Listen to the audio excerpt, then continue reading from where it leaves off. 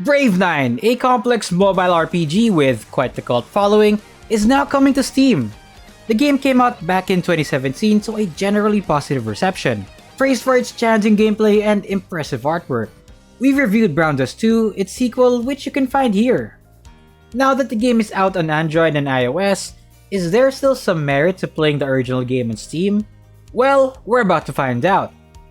This is the video version of a review on our website. Links to the description below. Brave 9's main attraction is its battle system. In Brave 9, players are given a 6x3 grid to work with. Your 9 characters, called mercenaries, can be positioned on any of the 18 available squares. Each mercenary has a set of skills with different areas of effect and target priorities. This can range from directly attacking a single enemy ahead of them, or blasting the entire team from the back of the formation. Combat changes depending on the class of the mercenary. Warriors can just hit when their turn comes up. Meanwhile, mages are generally more powerful, with the caveat of needing a turn to charge your attack. Supporting these two are defenders, who can tank damage for DPS characters, and supporters, who provide essential buffs for the team. Instead of strictly following a speed-based turn order like Pokemon, turns are taken by alternating between the opposing sides.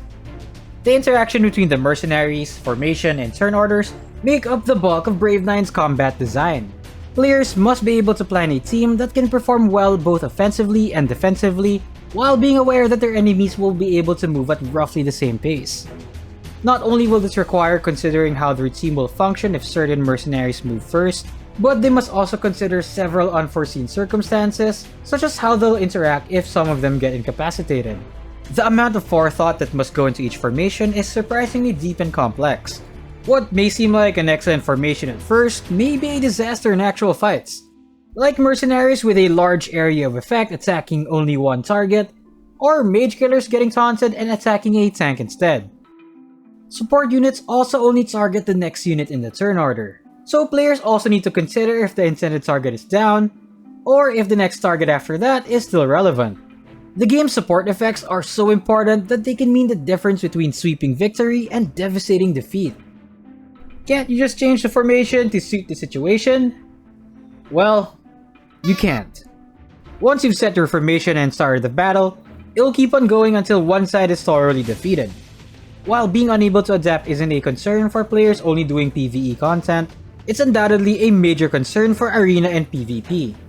In Arena mode, battle formations are set before you can match against other players, leaving you no time to adjust in response to the enemy team. This restriction results in much more emphasis on team building and planning. There are countless possibilities to deal with in just one match alone. However, once everything clicks, you're winning and gaining rank. And it feels oh so good. But that's the thing, it has a high skill floor. You may have noticed how hard it is to understand what's going on in the clips we've put in. And yes, even just watching a beginner's match can be a lot to take in. You need to know each character and what they do in order to even have a chance of grasping the situation. It's quite a steep difficulty curve for new players. Most casual players may be turned off by how hard it is to play and how much time it takes to test out formations to achieve your best party. You can't escape PvP either, as you'll need it to get your hands on premium scrolls and 5-star skill books.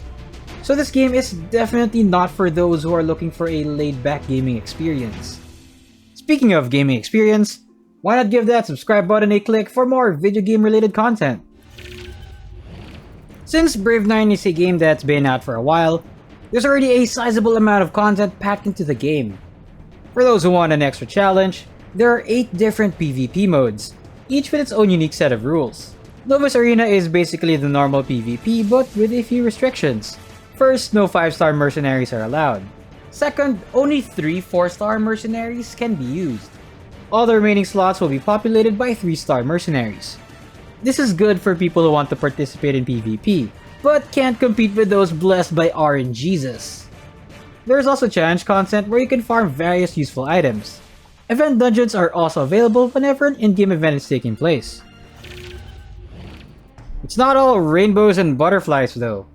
Since Brave 9 is a fairly old game, it's understandable that the game could benefit from many quality of life improvements. Many of the issues have actually already been addressed in its sequel, Brown Dust 2. Again, be sure to check out a review of that. However, since Brave 9 is still being regularly updated with new content to this day, there's no reason for it not to be able to enjoy the same benefits its successor does. The upgrading animation in Brown Dust 2 can be completely skipped, allowing players to skip the animation entirely and immediately get results. But in Brave 9, players still need to watch the same rune upgrade animation over and over.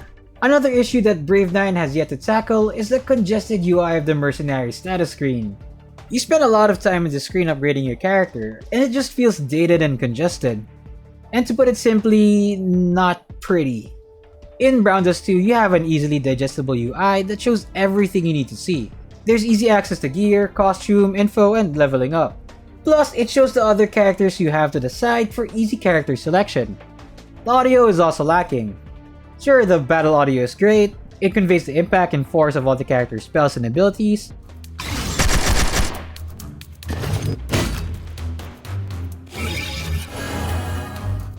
and it really gets you immersed in the fight. But there's not much voice acting in the game, and the menu music is really generic sounding.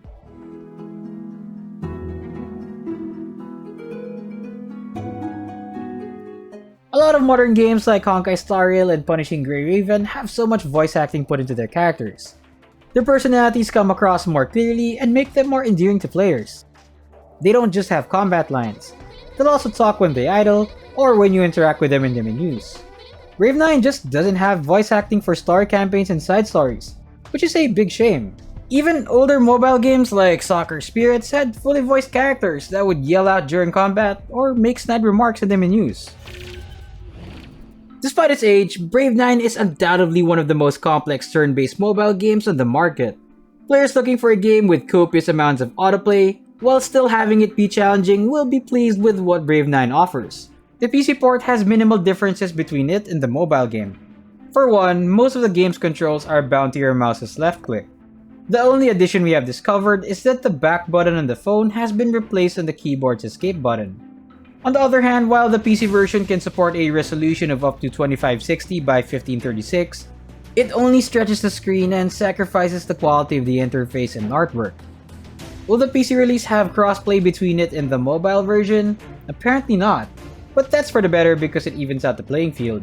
This is especially important for new players who are only getting into the game through the PC version because it would prevent them from dealing with players with over 5 years of experience and progress already. Regardless of these, Brave 9 is still very much worth trying out as it releases soon. It's unlike any other game out there.